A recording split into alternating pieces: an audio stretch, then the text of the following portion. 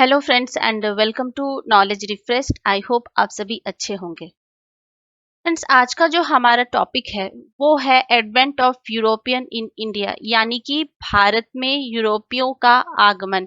भारत में किस तरह से यूरोपीय आए और उनमें से एक ब्रिटेन ने लगभग 200 सालों तक हम पर शासन किया था। तो आज हम इस वीडियो में ये देखेंगे कि आखिर कौन कौन से यूरोपीय कंट्रीज थे जो भारत आए थे कंपनी के रूप में। उस पर डिटेल में डिस्कशन करेंगे।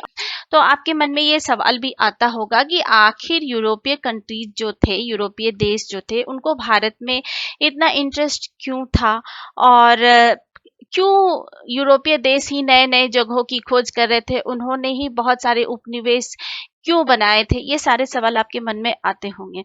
तो जैसा कि आपको पता है कि सिविलाइजेशन जब स्टार्ट हुआ तो सिविलाइजेशन के साथ ही क्या स्टार्ट हुआ, ट्रेड भी स्टार्ट हो गया, व्यापार करना भी शुरू हो गया। और ट्रेड जो स्टार्ट हुआ था उनमें किन किन चीजों का व्यापार किया जाता था? उनमें व्यापार किया जाता था, प्रेसियस स्टोन्स का व्यापार किया जाता था, यानी कि हीरे पन्ने जवाहरात आप जिसको कह सकते हैं। स्पाइसेस का व्यापार किया जाता था, मसालों का व्यापार किया जाता था, सिल्क का व्यापार किया जाता था एंड कॉटन फैब्रिक। ये सब इंपॉर्टेंट कुछ चीजें हैं जिनका ट्रेड क्या किया जाता था, होता था। सभी कंट्रीज एक दूसरे के साथ करती, जिसमें चाइना सिल्क के लिए काफी फेमस था एंड भारत जो है वो स्पाइसेस के लिए एंड कॉटन फैब्रिक के लिए बहुत फेमस था। तो आपके मन में ये भी ख्याल आता होगा कि आखिर यूरोपीय कंट्रीज में ही ये सब कुछ क्यों हुआ, क्यों वो व्यापार करने के लिए भारत आते थे। और ये भी सोचते होंगे कि वास्को डी गामा के पहले क्या ये व्यापार नहीं होते थे? नहीं, हुआ करते थे। यानी कि एंशियंट टाइम से ही व्यापार हुआ करते थे भारत एंड यूरोप के बीच में। लेकिन जब वास्को डी गामा आए तो उन्होंने नए सी रूट की खोज की थी। तो फिर आखिर नए सी रूट की खोज करने की क्या जरूरत पड़ती थी? ऐसी क्या नीड पड़ गई कि यूरोपीय कंट्रीज जो थे उनको नए सी रूट को खोज करने की आवश्यकता आ पड़ी थी? तो इसके पहले हम डिस्कस कर लेते हैं कि वास्को डी गामा जो आए वो सी रूट से आए। लेकिन जब एंशियंट टाइम में जो व्यापार हुआ करते थे इन सभी चीजों का, जैसा कि मैंने बताया, precious stones, spices, silk and cotton fabric और भी बहुत सारी चीजों का, तो वो किधर से आया करते? तो ये यूरोप है। तो यूरोप में ये जो मेडिटेरियन सी है, मेडिटेरियन सी से होते हुए ये ट्रेड हुआ करता था इंडिया के साथ। और एक रूट ये भी था, इधर से भी ये लोग व्यापार किया करते थे जो कॉन्स्टेंटिनोपल से होता हुआ आता था। और ईरान, ईरान, अफगानिस्तान, ये सब होते हुए ये क्या करते थे? भारत आया करते थे। Iran, Iraq, Afghanistan. और एक जो रूट था वो था Egypt, Red Sea and Arabian Sea का। यहाँ पे रेड सी है एंड अरेबियन सी, इन सब एरिया से व्यापार होता था। एक पर्शियन गल्फ से भी व्यापार हुआ करता था। तो ये सारे रूट से व्यापार हुआ करता था भारत एंड यूरोप के बीच में। लेकिन क्या हुआ कि जैसे ही ऑटोमन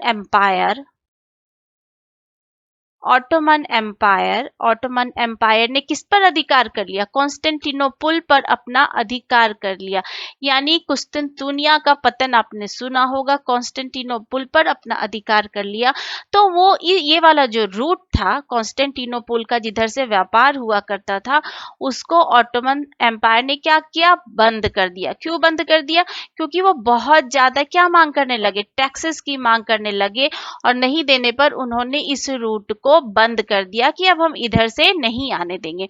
और ये जो रेड सी वाला एरिया था, यहाँ पर पायरेट्स बहुत ज्यादा थे। यानी कि पायरेट्स यानी कि समुद्री डाकू भी जिसे कहते हैं, सामान को लूट लिया करते थे। तो इनका बहुत खतरा बढ़ गया था। तो ये सारे मुख्य कारण थे। मेन जो था वो था कॉन्स्टेंटिनोपल का जो पतन हुआ था। कॉन्स्टेंटिनोपल पर जब अरबों का अधिकार हो गया था, यानी कि ऑटोमन साम्राज्य का अधिकार हो गया था, तो उस रूट को उन्होंने बंद कर दिया था। और साथ ही साथ यूरोप में उस समय क्या हुआ था? पुनर्जागरण का भी काल था, रेनेसेंस का भी काल था। यानी कि जागरण। तो वहां के जो शासक थे वो भी इस बात पर बल दे रहे थे कि भारत के लिए नए रूट की खोज की जाए समुद्र के रास्ते से भी। इसमें बहुत सारे शासकों ने पुर्तगाल के और स्पेन के जो नाविक थे उनकी वो मदद भी किया करते थे। और एक जो शासक थे पोर्तुगीज शासक, हेनरी द नेविगेटर उनका नाम है, वो तो सोते जागते रात दिन उनको बस ऐसे ही लगा रहता था कि भारत कैसे पहुंचा जाए नए रूट को खोज कर। तो ये सारे रीजन्स थे पुनर्जागरण। और साथ ही साथ जो शिप थे उनका भी बहुत अच्छे बड़े बड़े शिप्स का भी आविष्कार हो चुका था। नेविगेशन स्टार इजी हो गया था कंपास के कारण। कंपास का की खोज हो जाने के बाद नेविगेशन यानी कि समुद्री यात्रा भी क्या हो गई थी, आसान हो गई थी। तो ये सारी चीजें थी कि भारत की तरफ यूरोपीय कंट्रीज का आगमन हुआ। एक तो वो पुनर्जागरण का काल था, रेनेसेंस का काल था। जो वहाँ के शासक जो थे वो भी सपोर्ट करते थे कि नए रूट की खोज की जाए। बड़े बड़े जहाजों का आविष्कार हो चुका था, नेविगेशन इजी हो गया था कंपास के कारण। और आपको ये भी मन में सवाल आता होगा कि आखिर मसालों की आवश्यकता क्यों थी, यूरोपियन कंट्रीज को स्पाइसेस आखिर क्यों चाहिए थे।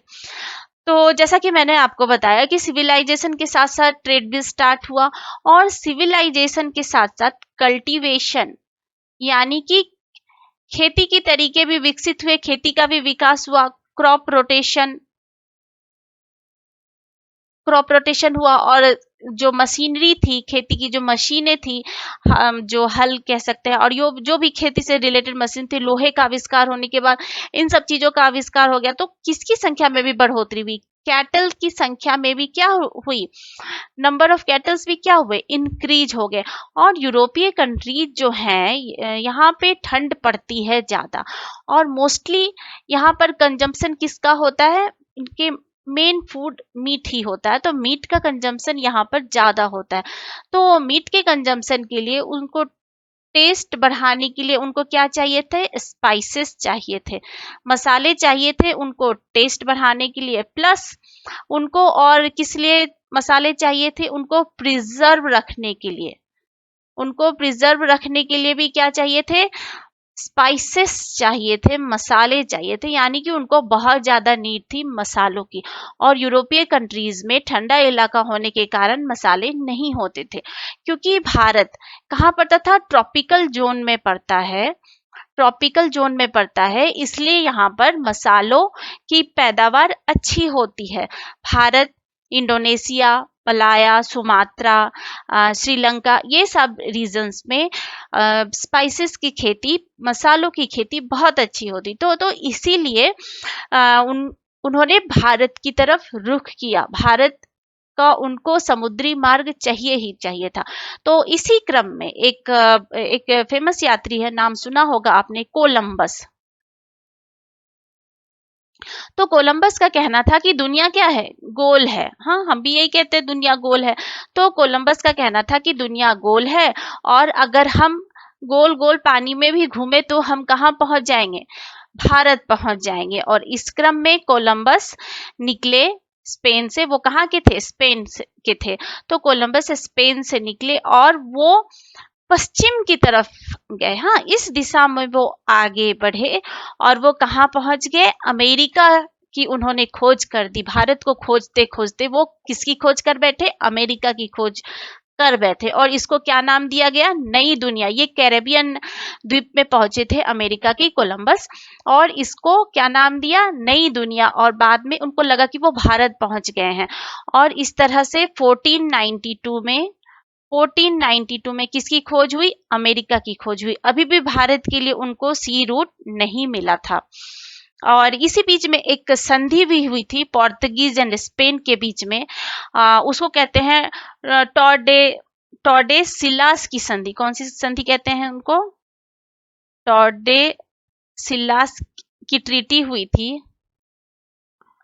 1494 में हुई थी ये ट्रीटी, पुर्तगाल और स्पेन के बीच में हुई थी। तो इसमें पश्चिम का जो एरिया था, पश्चिम की तरफ अगर कोई बढ़े, जो कोलंबस एक काल्पनिक रेखा खींच ली गई और पश्चिम के एरिया पर स्पेन को कहा गया कि आपका अधिकार होगा, और पूरब की एरिया जो होगी वो किसके लिए छोड़ दिया गया, पोर्तुगीज के लिए छोड़ दिया गया। तो इसी क्रम में वास्को डी गामा जो है वो भारत की तरफ आते हैं।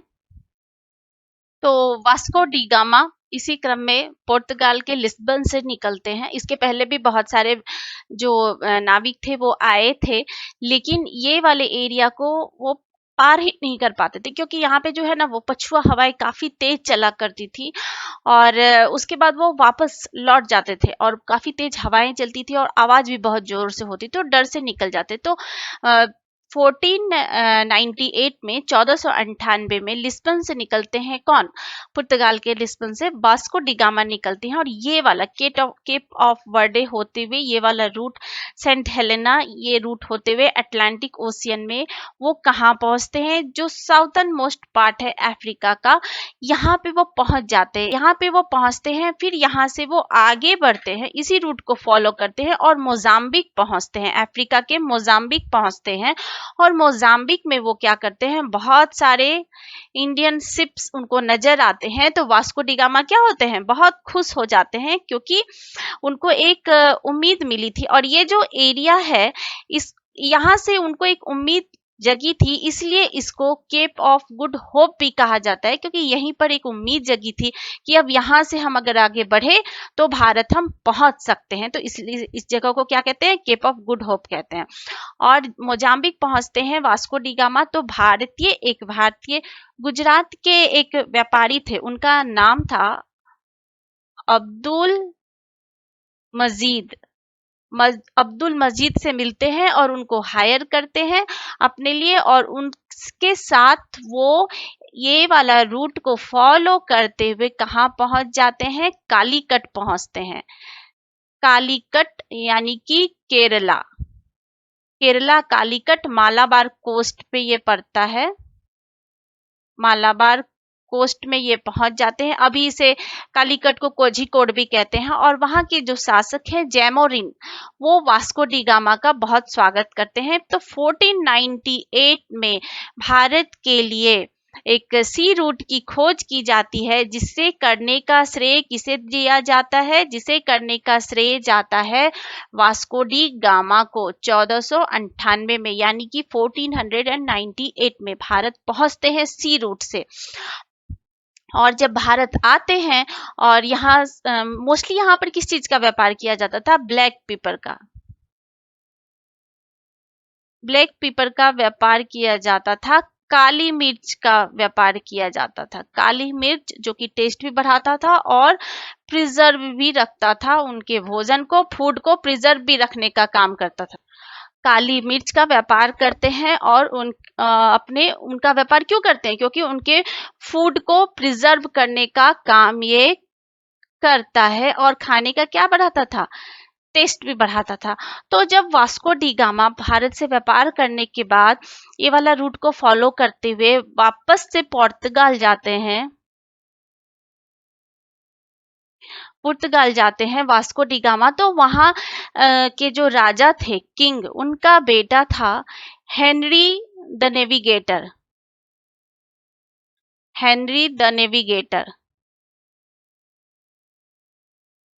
तो उनको ये जाकर बताते हैं कि मैंने भारत के लिए सी रूट की खोज कर ली है, और वहां के जो स्पाइसेस हैं उनको वास्को डी गामा को कितना फायदा हुआ था, 60 गुना प्रॉफिट हुआ था वास्को डी गामा को भारत से मसालों का व्यापार करके।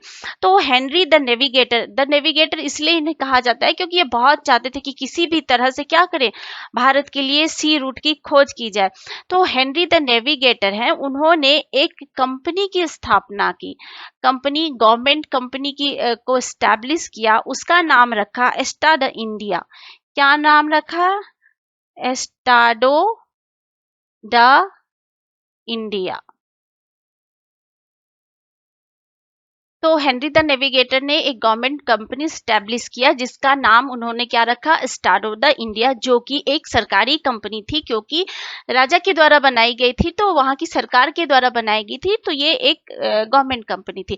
और इस पर डिस्कशन करने से पहले अभी हम पोर्तुगीज पर डिस्कशन कर रहे हैं। मैं आपको बता दूं कि जो भी यूरोपियन थे उनका क्रम क्या था आने का। वो भारत आए थे तो उनका सीरियल नंबर क्या था, वो किस किस क्रम में कौन से यूरोपियन कंट्री आए थे। तो सबसे पहले पोर्तुगीज आए थे।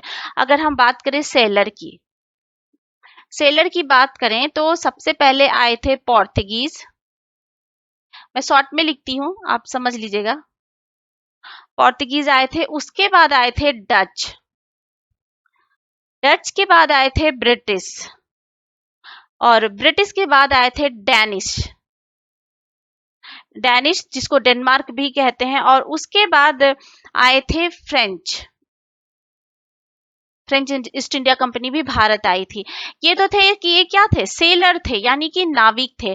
अब हम कंपनी की बात करें कि कंपनी में कौन सी कंपनी पहले आई थी। कंपनी कंपनी की अगर हम बात करें तो स्टार ऑफ इंडिया का गठन गवर्नमेंट के द्वारा कर दिया गया था। तो कंपनी भी सबसे पहले किसकी आई थी, पोर्तुगीज की आई थी। पोर्तुगीज कंपनी आई, उसके बाद आई British, British East India Company. British East India Company ये कब आई थी, ये आई थी 1600 में, आपको पता ही होगा, मोस्टली सब लोगों को पता होगा। और इसके बाद आई थी डच ईस्ट इंडिया कंपनी। 1602 में डच ईस्ट इंडिया कंपनी आई थी। डच के बाद आई थी Danish, Danish East India Company. Danish East India Company 1616 में आई थी, और उसके बाद आई थी फ्रेंच ईस्ट इंडिया कंपनी। और फ्रेंच ईस्ट इंडिया कंपनी जो आई थी वो 1664 में आई थी, और फ्रेंच सबसे लास्ट में आए, और सबसे लास्ट में कब गए भी थे भारत को छोड़कर, पौंडीचेरी वाले एरिया में बहुत दिनों तक इनका शासन रहा था। तो देखिए इसमें डिफरेंस क्या है कि सेलर में पोर्तुगीज तो दोनों सबसे पहले आए थे, लेकिन सेलर में डच पहले आए थे, और लेकिन कंपनी पहले किसकी आई, डच सेलर पहले आ गए, और ब्रिटेन के जो नाविक थे वो बाद में आए। लेकिन कंपनी पहले ब्रिटेन की आ गई, बाद में डच की आई, और बाद का जो क्रम है वो सेम है, डेनिस आए फिर फ्रेंच आए, इधर भी डेनिस आए और फ्रेंच आए। बस आपको याद इतना रखना है कि पोर्तुगीज के बाद कंपनी में ब्रिटिश कंपनी आई, उसके बाद डच कंपनी आई। और सेलर में अगर आप देखिएगा तो बस माइनर सा डिफरेंस है, पोर्तुगीज तो एक नंबर पे है ही, सबसे पहले आए, उसके बाद डच आए थे, हॉलैंड वाले यानी कि नीदरलैंड वाले, ये आए थे 1595 में आए थे, और उसके बाद ब्रिटिश आए थे, सेलर बनकर, नाविक बनकर ब्रिटिश बाद में आए थे। तो ये एक क्रम है जो आप याद रखिएगा, इसलिए मैंने आपको बताया। तो सबसे पहले मैंने जैसा कि आपको बताया कि पोर्तुगीज आए थे, और पोर्तुगीज के जो राजा का बेटा था हेनरी, हेनरी द नेविगेटर, उसने एक कंपनी का एस्टैब्लिशमेंट किया, जिसको क्या नाम रखा उसने, स्टाडो द इंडिया, उसका नाम रखा गया स्टाडो the India.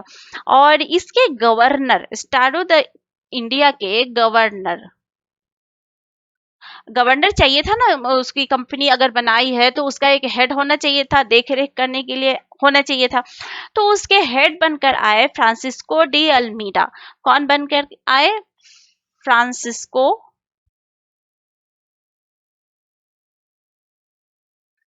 Francisco de Almeida. ये गवर्नर, गवर्नर मतलब ये मत समझिएगा कि जैसे अभी के टाइम पे किसी राज्य का गवर्नर होते हैं, उस तरह के नहीं, कंपनी के एक हेड थे।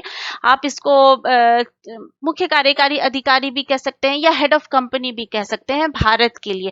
कौन बनकर आए, फ्रांसिस्को डी अल्मीडा आए। इनका जो कार्यकाल था 1505 से लेकर 1509 तक का कार्यकाल था फ्रांसिस्को डी अल्मीडा का। और ये किस लिए जाने जाते हैं, अल्मीडा मोस्टली जाने जाते हैं ब्लू वाटर पॉलिसी के लिए जाने जाते हैं। ब्लू वाटर पॉलिसी अगर आपसे पूछे किससे रिलेटेड है तो ये पोर्टुगीज कंपनी से रिलेटेड है, एस्टाडो द इंडिया से रिलेटेड है। और ब्लू वाटर पॉलिसी क्या थी तो ब्लू वाटर पॉलिसी, जिसको हम किस नाम से भी जानते हैं, कार्टेज सिस्टम के नाम से भी जानते हैं, इसमें क्या किया जाता था, एक तरह का टैक्स लिया जाता था। टैक्स लिया जाता था जो भी इंडियन ओशियन से होकर जहाज जाएंगे, किससे होकर जाएंगे, इंडियन ओशियन से होकर जो भी जहाज जाएंगे 16th सेंचुरी में, उनको एक तरह का क्या देना होता था, टैक्स देना होता था, जिसको आप एक तरह का क्या कह सकते हैं, लाइसेंस भी कह सकते हैं। लाइसेंस भी है, उसके बाद वो दिखाने के बाद फिर जहाज को आगे बढ़ने दिया जाता था। तो जैसा कि मैंने आपको बताया कि फ्रांसिस्को डी अल्मीडा जो 1505 से लेकर 1509 तक गवर्नर रहे अस्टाडो द इंडिया के, उन्होंने ब्लू वाटर पॉलिसी चलाई। ब्लू वाटर पॉलिसी क्या था, ब्लू वाटर पॉलिसी यानी कि इंडियन ओशियन से जितनी भी शिप्स होकर गुजरते हैं उनको एक तरह का क्या देना पड़ता था, टैक्स देना पड़ता था। उसके बाद एक पेपर दिखाने के बाद ही, वो टैक्स भरने के बाद ही उस जहाज को, चाहे वो पर्सनल यूज के लिए वो जहाज जा रहा हो, यात्रियों से भरा हो या फिर माल से भरा हुआ कोई जहाज हो, उनको वो टैक्स देना ही होता था। तो उस टैक्स को हम क्या कहते थे, कार्टेज सिस्टम कहते थे। वो जो पूरा सिस्टम चलाया था अल्मीडा ने, उसको कहते थे कार्टेज सिस्टम कहते थे, याद रखिएगा, इंपॉर्टेंट है। और कार्टेज जो है वो एक पोर्टुगीज वर्ड से बना है जिसका मतलब होता है लेटर। एक लेटर उनको दिखाना होता था, इसलिए इस सिस्टम को पूरा क्या कहा गया, कार्टेज सिस्टम कहा गया, जो किसके द्वारा चलाया गया था, अल्मीडा के द्वारा चलाया गया था। और अल्मीडा ने कालीकट में, और जो अस्टाडो द इंडिया थी, अस्टाडो द इंडिया, उसका हेडक्वार्टर कहाँ था, हेडक्वार्टर था कोच्चि में था। कोच्चि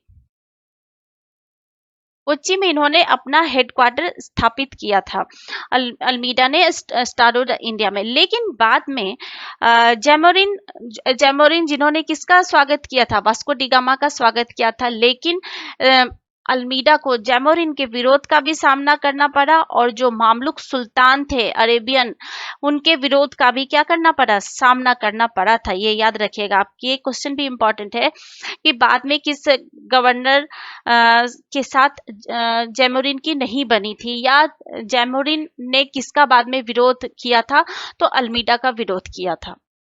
और अल्मीडा के बाद जो दूसरे गवर्नर आए अस्टाडो द इंडिया के भारत में, वो थे अल्फांसो द अबुलकर्क। Alphonso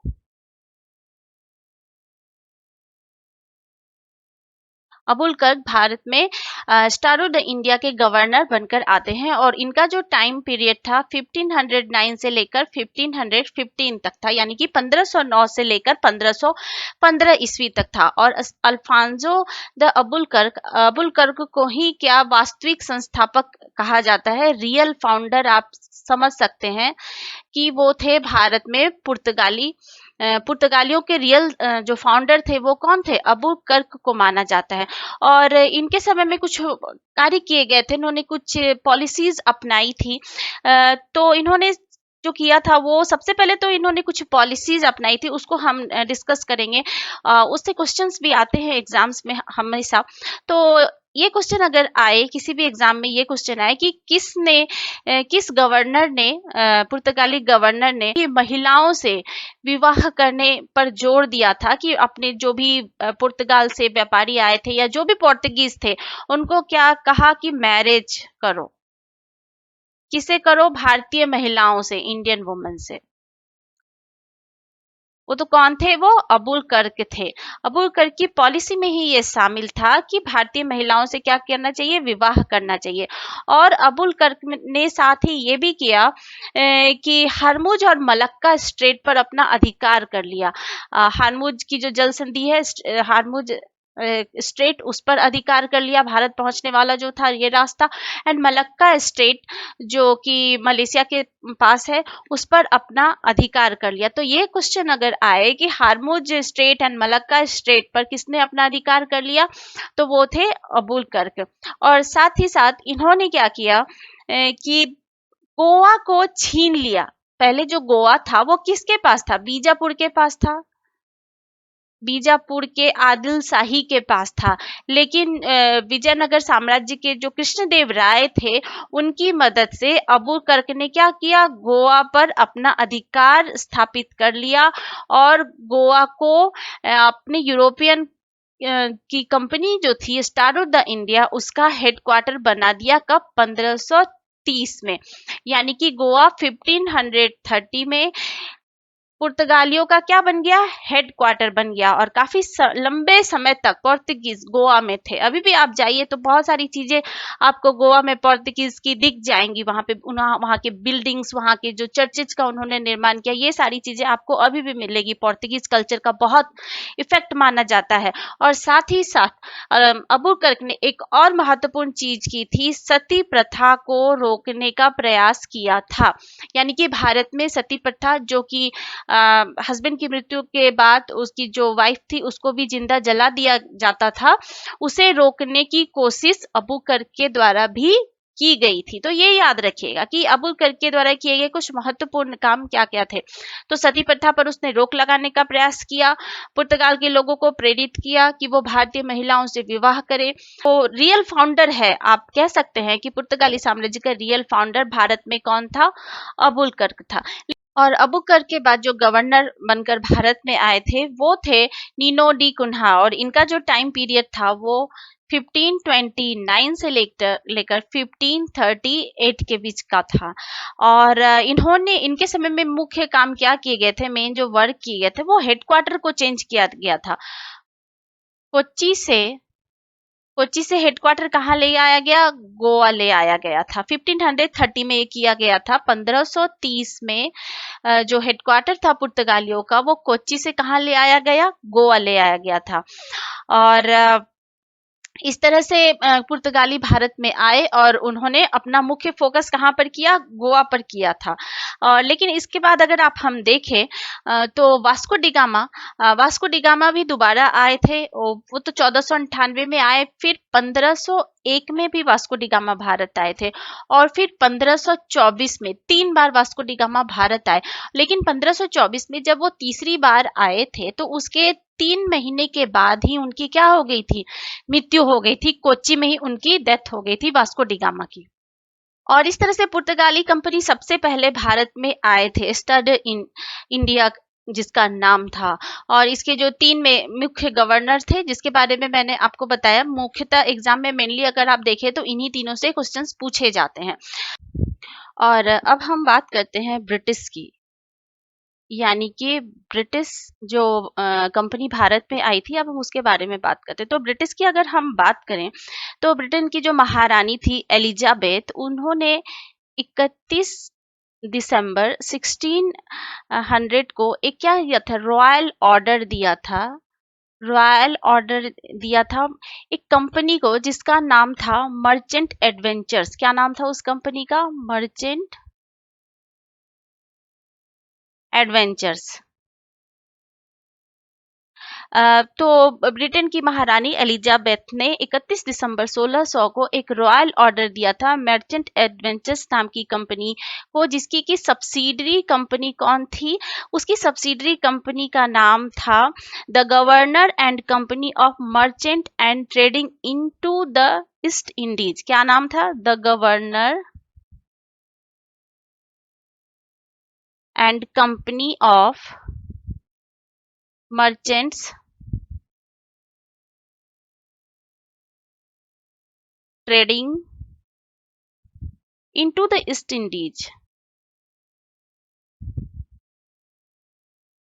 Indies. और ये कंपनी कब बनी थी? ये जो सब्सिडरी कंपनी बनी थी मर्चेंट एडवेंचर्स की 1599 में बनी थी। यानी कि मर्चेंट एडवेंचर्स की एक सब्सिडरी कंपनी थी the governor and company of merchants trading into the east Indies, जिसका एस्टेब्लिशमेंट मर्चेंट एडवेंचर्स ने कब किया था? 1599 में किया था। तो 31 दिसंबर 1600 को रॉयल ऑर्डर एलिजाबेथ के द्वारा मिला, जिसमें भारत पे व्यापार करने का क्या मिला? मोनोपोली मिला। मोनोपोली मिला, एकाधिकार मिला। और ये जो शुरू में ये टाइम जो दिया गया था वो 15 इयर्स के लिए दिया गया था, यानी कि 15 साल के लिए भारत में ईस्ट इंडिया कंपनी को व्यापार करने का एकाधिकार मिला, मोनोपोली मिला। और कैप्टन हॉकिंस और भारत कौन आए थे? हेक्टर नाम के एक जहाज से, शिप से कौन आए थे? कैप्टन हॉकिंस आए थे। ये कब आए थे? 1608 में आए थे, 1608 में आए थे। और ये किसके दरबार में आए थे? जहांगीर के दरबार में आए थे। जहांगीर के दरबार में आए थे 1608 में। कैप्टन हॉकिंस किसके दरबार में आए थे? जहांगीर के दरबार में आए थे। और एक बात और, जब ब्रिटिश ईस्ट इंडिया कंपनी का गठन हुआ था यानी कि 1599, और जब रॉयल ऑर्डर मिला, उस समय भारत में किसका शासन था? अकबर का शासन था। मुगल सम्राट अकबर का शासन था 1556 से लेकर 1605 तक अकबर का शासन काल था। यानी कि जब ब्रिटेन की ईस्ट इंडिया कंपनी को रॉयल ऑर्डर मिला और ईस्ट इंडिया कंपनी का गठन हुआ, उस समय भारत में मुगल सम्राट कौन थे? अकबर थे। लेकिन जब हॉकिंस आए थे तो वो किसके दरबार में आए थे? 1605 में अकबर की डेथ हो जाती है और वो किसके दरबार में आए थे? अकबर के बाद कौन बने थे? जहांगीर शासक बने थे, तो जहांगीर के दरबार में आए थे। और इस तरह से जहांगीर के दरबार में आए। और ये जो हॉकिंस थे उनको फारसी लैंग्वेज बहुत अच्छी तरह से आता था। और मुगलों की आधिकारिक भाषा क्या थी, यानी कि ऑफिशियल लैंग्वेज क्या था? और मुगलों का ऑफिशियल लैंग्वेज भी क्या था? फारसी था। तो हॉकिंस ने फारसी में किससे बात की? जहांगीर से बात की। और जहांगीर क्या हुए? बहुत इम्प्रेस हो गए और सूरत में कारखाना खोलने की परमिशन मिल गई। पर अगर आप वेस्ट कोस्ट पे देखें तो 1608 में कहाँ पे कारखाना खोलने की परमिशन मिली जहांगीर से? 1608 में सूरत में कारखाना खोलने की परमिशन मिली। लेकिन पहली फैक्ट्री कहाँ पे खुली? जो फर्स्ट फैक्ट्री है, परमिशन कहाँ पे मिली? सूरत में मिली। लेकिन किसी कारण से वहां पर फैक्ट्री नहीं खुल सकी। और कहाँ पे पहली फैक्ट्री खुली? पहली फैक्ट्री मसूलीपट्टनम में खुली। मसूलीपट्टनम में खुली 1611 में। ये अस्थायी था, मतलब परमानेंट नहीं था, एक टेम्पोररी कारखाना खोला अंग्रेजों ने मसूलीपट्टनम में। और फिर बाद में 1613 ईस्वी में 1613 में कहाँ पे खुला? सूरत में फैक्ट्री खोली अंग्रेजों ने। तो फैक्ट्री का मतलब आप क्या समझते हैं? सबसे पहले तो ये मैं आपको क्लियर कर दूं कि फैक्ट्री का क्या मीनिंग है। फैक्ट्री मतलब आज के जैसा नहीं कि वहां पे प्रोडक्शन होता है चीजों का, वैसा नहीं था।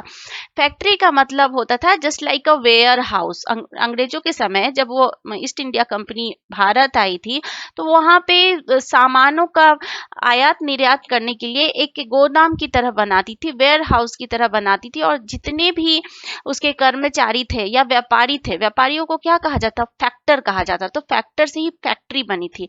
तो जो भी फैक्टर्स थे उनको रहने के लिए क्या बनाया जाता था? घर भी बनाया जाता था। तो एक तरह से पूरे किले बंदी की जाती थी और उस सारे एरिया को क्या कहा जाता? फैक्ट्री कहा जाता था। तो इस तरह से पहली फैक्ट्री जो अंग्रेजों ने खोली वो 1611 में कहाँ खोली थी? मसूलीपट्टनम या मछलीपट्टनम भी इसको कहते हैं, और जो कि अस्थायी थी। और 1613 में परमानेंट फैक्ट्री कहाँ पे खोली गई? सूरत में खोली गई। और लेकिन परमिशन सबसे पहले कहाँ मिली थी खोलने के लिए? सूरत में मिली थी 1608 में। लेकिन वो क्या किए थे? खोल नहीं पाए थे। और फिर 1615 में जेम्स फर्स्ट का राजदूत बनकर कौन आता है? जेम्स फर्स्ट का राजदूत बनकर आए sir Thomas Roe. James first के राजदूत बनकर कौन आए थे? थॉमस रो भारत आए। और भारत में मुगलों के लगभग सभी भागों में उनको फैक्ट्री खोलने की अनुमति मिल गई थी। सर थॉमस रो कब आए थे इंडिया? वो 1615 ईस्वी में आए थे। और ये भी फारसी भाषा जो मुगलों की ऑफिशियल लैंग्वेज थी उसको बहुत अच्छी तरीके से जानते थे। और अपनी कूटनीतिक बातों से और अपनी कूटनीतिक तरीकों से इनको हर जगह भारत के लगभग सभी भागों में, मुगल साम्राज्य के सभी भागों में फैक्ट्री खोलने की परमिशन मिल गई। अब हम देखते हैं कि भारत के किन किन एरिया में उन्होंने अपनी फैक्ट्री खोली। तो हम उन्होंने जो एक फैक्ट्री खोली वो खोली सूरत में, खोल ली उन्होंने फैक्ट्री। उसके बाद उन्होंने खोली मसूलीपट्टनम में।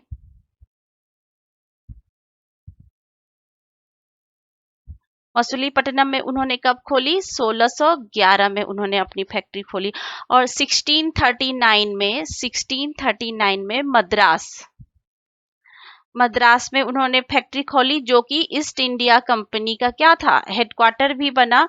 और यहाँ पर उन्होंने जो किला बनाया उसको क्या कहते थे? Fort Saint George. क्या कहते थे? फोर्ट सेंट जॉर्ज के नाम से ये जाना जाता था, और उनका क्या था? ये हेडक्वार्टर था। और अगर आप आगे बढ़े तो देखिए बालासोर उड़ीसा, बालासोर उड़ीसा में उन्होंने फैक्ट्री खोली। 1633 में उन्होंने बालासोर में अपनी फैक्ट्री खोली। और 1651 में बंगाल का एरिया जो हुगली नदी के किनारे था, बंगाल, जिसमें बिहार, बंगाल और उड़ीसा तीनों आते थे, 1651 में यहाँ पे उन्होंने अपनी फैक्ट्री खोली। और बंगाल के जो 3 गांव थे, सूटानाती, कालीकाटा और गोविंदपुर, यहाँ पर उन्होंने इन 3 गांवों को मिलाकर क्या बनाया था? कलकत्ता, आगे चलकर कलकत्ता कहलाया, ये 3 गांव को मिलाकर बनाया हुआ शहर। और यहाँ पर कलकत्ता में उन्होंने क्या बनाया? फोर्ट विलियम बनाया। तो उसके बाद ये जो बम्बई का जो एरिया है, ये भी जब ब्रिटेन के राजकुमार चार्ल्स की शादी किसके साथ हो गई? पोर्तुगीज राजकुमारी से हो गई। पुर्तगाल की राजकुमारी का क्या नाम था? कैथरीन नाम था। तो उनको दहेज में, यहाँ बम्बई पर किसका अधिकार था? पहले पुर्तगाल का अधिकार था। तो इंग्लैंड के जो सम्राट थे, क्या नाम था उनका? Charles second. उनकी शादी किससे हुई? पोर्तुगीज राजकुमारी से हुई थी, जिसका नाम था कैथरीन। तो कैथरीन से जब शादी हुई तो 1662 में, 1662 में बम्बई भी किससे मिल गया? आप कह सकते हैं कि दहेज के रूप में पुर्तगालियों ने किसको दे दिया? चार्ल्स सेकंड को बम्बई का एरिया दे दिया, उपहार के रूप में मिला। और 1668 में, 1668 में जो चार्ल्स सेकंड थे, उन्होंने, मतलब कि ब्रिटेन के सम्राट ने, ये जो एरिया है बम्बई का, वो 10 पाउंड के किराए पर, 10 पाउंड ईयरली वार्षिक किराया 10 पाउंड पर किसको दे दिया? ईस्ट इंडिया कंपनी को दे दिया। तो इस तरह से आप देखिए कि अंग्रेजों ने कैसे कैसे भारत पे किन किन एरिया पे अपना अधिकार किया। सूरत में किया, उन्होंने पुर्तगीज से क्या ले लिया?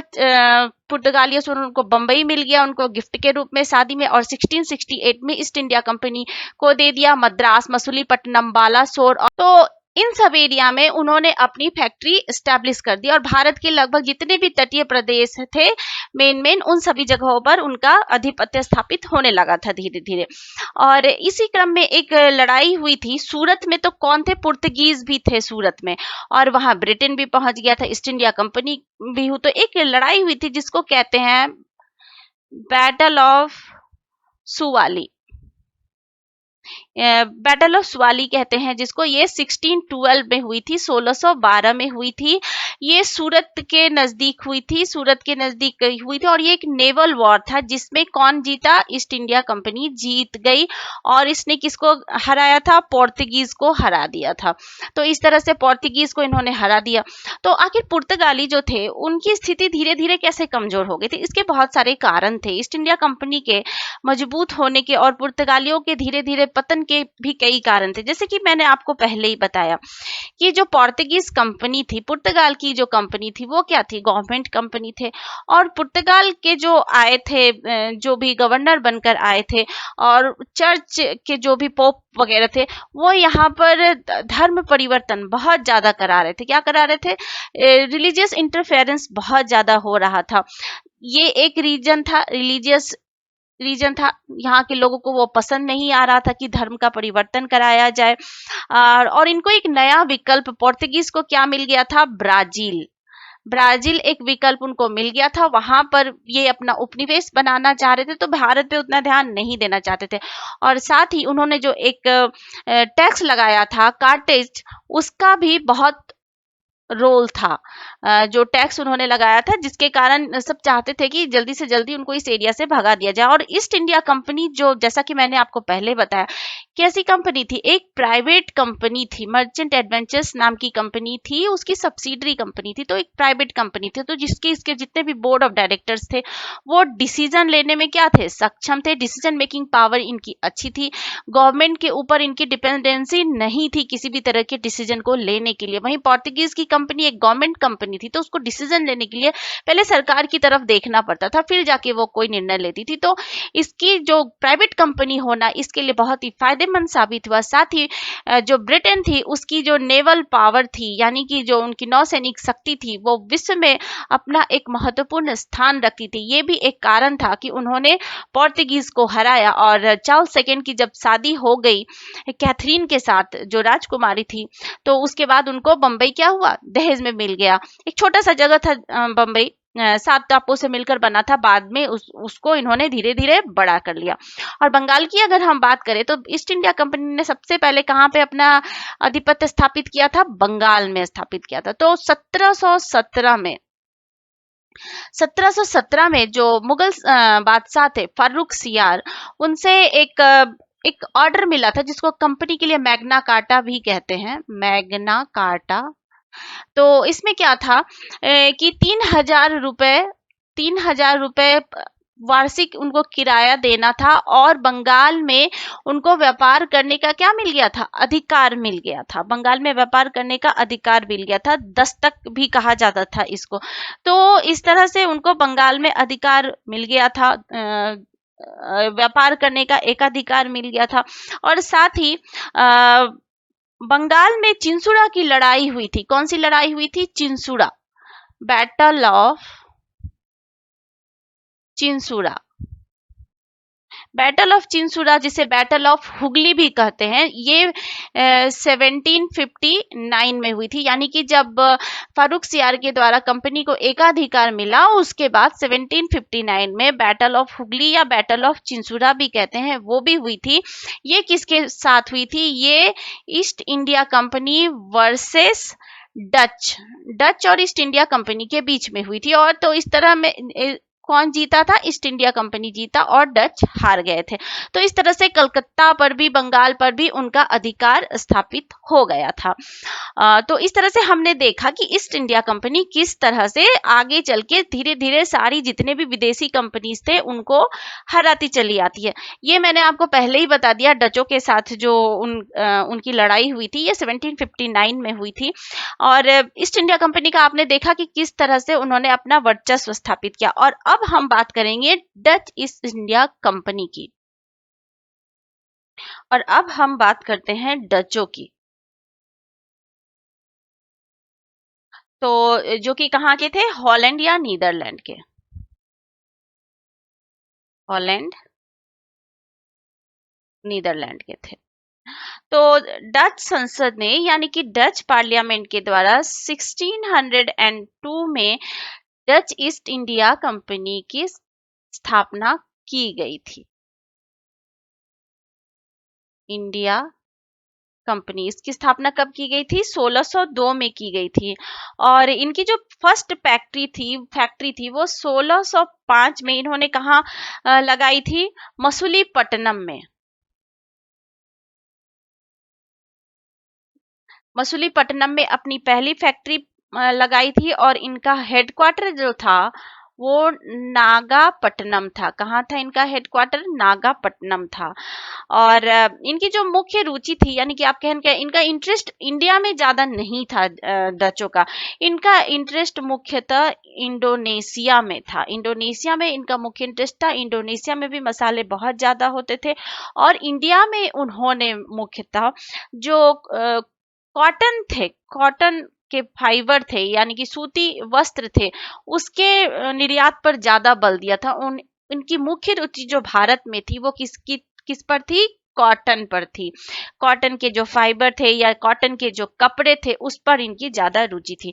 और जैसा कि मैंने अभी आपको थोड़ी देर पहले ही बताया था कि डचों और ईस्ट इंडिया कंपनी के बीच में जो लड़ाई हुई थी, चिंसूरा की लड़ाई 1759 में, जिसको बैटल ऑफ चिंसूरा भी कहते हैं या बैटल ऑफ बेदरा भी कहते हैं या बैटल ऑफ हुगली भी कहते हैं। ये तीनों बैटल सेम ही है। ये 1759 में हुई थी, जिसमें ईस्ट इंडिया कंपनी ने किसको हरा दिया था? डच ईस्ट इंडिया कंपनी को हरा दिया था। डच ईस्ट इंडिया कंपनी की हार हुई थी और इस तरह से बंगाल में उनकी सुपरमेसी स्थापित हो गई, मोनोपोली स्टैब्लिश हो गई। और फिर 1764 में जो बक्सर की लड़ाई हुई थी, उसके बाद एक एकाधिकार उनका कहाँ स्थापित हो गया? बंगाल में, और बंगाल से राजस्व वसूल करने का अधिकार मिल गया। और इस तरह से ईस्ट इंडिया कंपनी पहले अपना अधिकार कहाँ पर जमाती है? बंगाल पर जमाती है।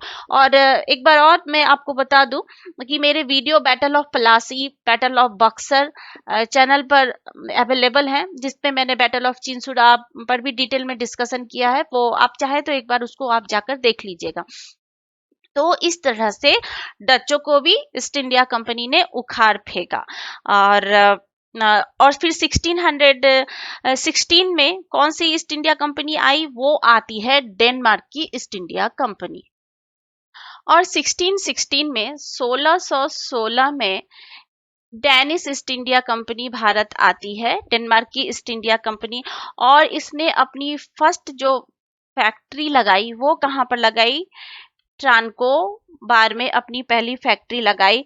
लेकिन डेनिश ईस्ट इंडिया कंपनी को भी भारत में उतना इंटरेस्ट नहीं था और 1845 में डेनिश ईस्ट इंडिया कंपनी ने उसकी जितनी भी फैक्ट्री थी वो किसे बेच दिया? ब्रिटिश ईस्ट इंडिया कंपनी को बेच दिया। और अब हम बात करते हैं फ्रेंच की, यानी कि फ्रेंच ईस्ट इंडिया कंपनी की। और फ्रांस के जो शासक थे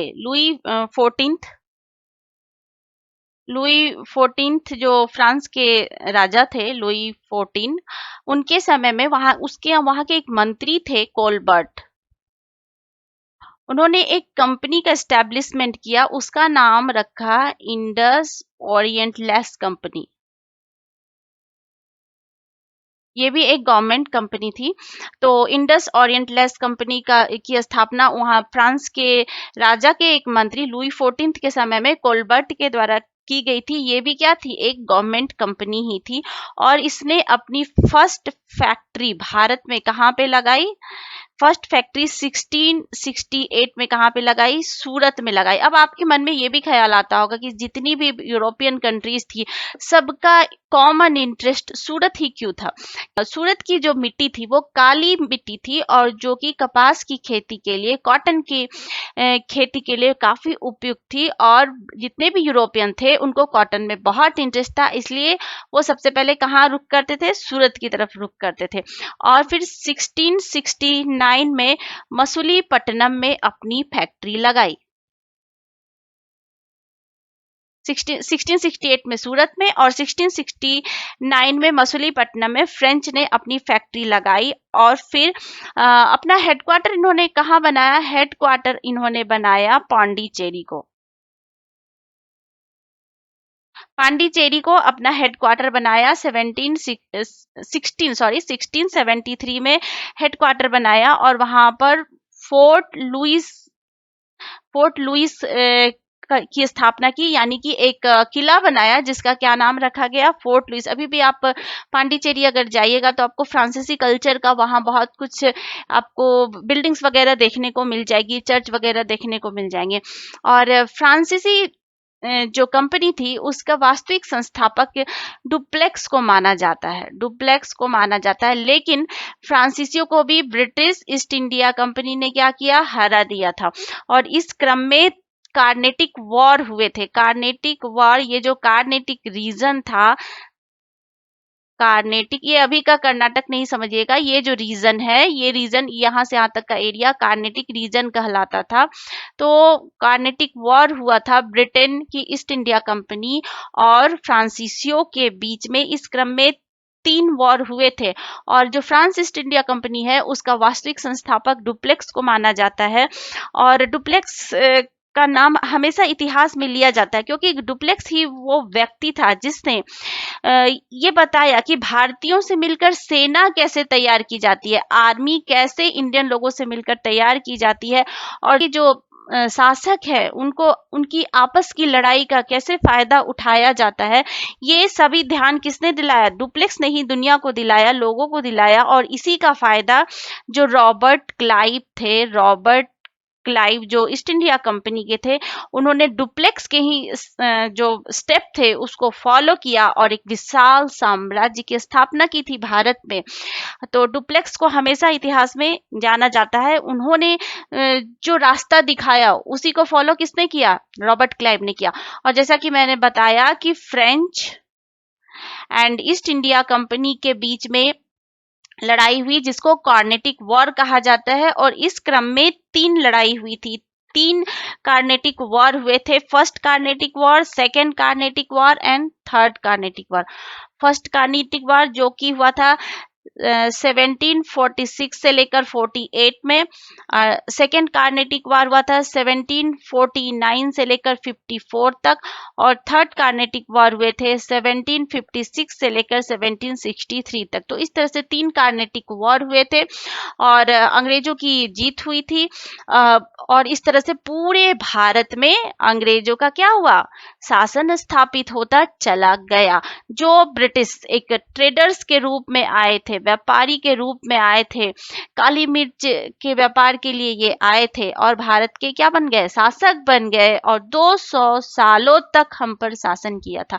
और कार्नेटिक वॉर की भी वीडियो मेरे चैनल पे अवेलेबल है, आप उसे भी चाहे तो देख लीजिएगा। First Carnatic war, second Carnatic war और थर्ड कार्नेटिक वॉर, इन तीनों के वीडियो अवेलेबल है चैनल पे। उसमें आपको समझ में आएगा कि डुप्लेक्स की क्या क्या रणनीतियां थी और किस तरह से आपस की लड़ाई का इसने फायदा उठाया था, और जिसको फॉलो आगे चलकर किसने किया? रॉबर्ट क्लाइव ने भी किया था।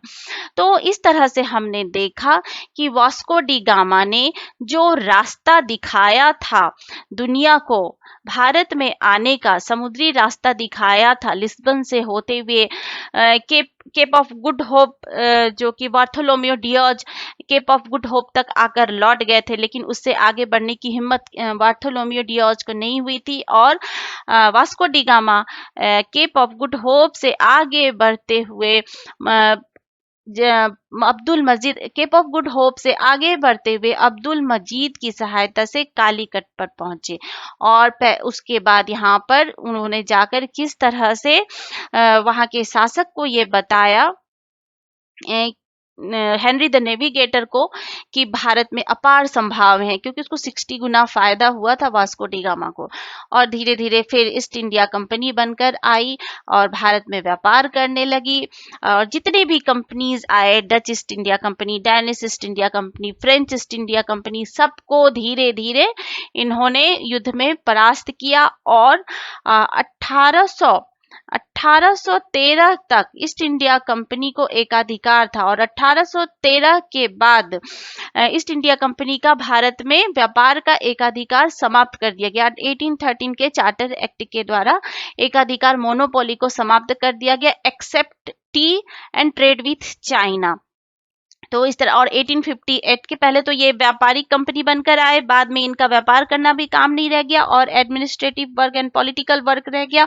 और फिर जब 1857 में रिवोल्ट हुआ भारत में, और 1858 के एक्ट के द्वारा यहाँ का शासन ईस्ट इंडिया कंपनी से लेकर किसके हाथ में चला गया?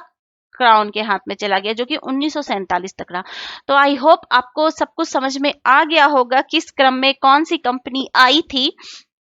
तो इसका हम एक क्विक रिवीजन भी कर लेते हैं। तो एक बार हम इसका एक क्विक रिवीजन कर लेते हैं कि कौन सी कंपनी पहले आई थी। तो सबसे पहले आई थी Portuguese east India company, Portuguese आए। उसके बाद आए ब्रिटिश। ये कब आए थे? 1600 में आए थे हम, मर्चेंट एडवेंचर्स के नाम से। उसके बाद आए थे डच कब आए? 1602 में आए। डच के बाद कौन आए? Danish east India company.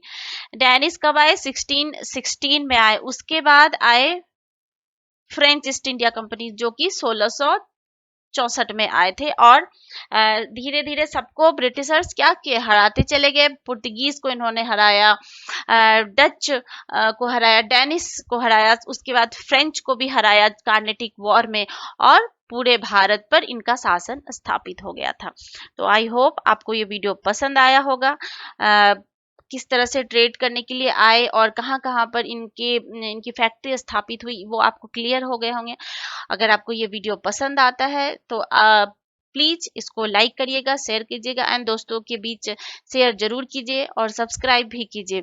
आप वीडियो को देखने के बाद एक बार आप बुक जरूर पढ़िए। बुक पढ़ने से क्या होगा, आपके कॉन्सेप्ट क्लियर हो जाएंगे, चीजों को समझने में आसानी होगी। तो thank you so much for watching.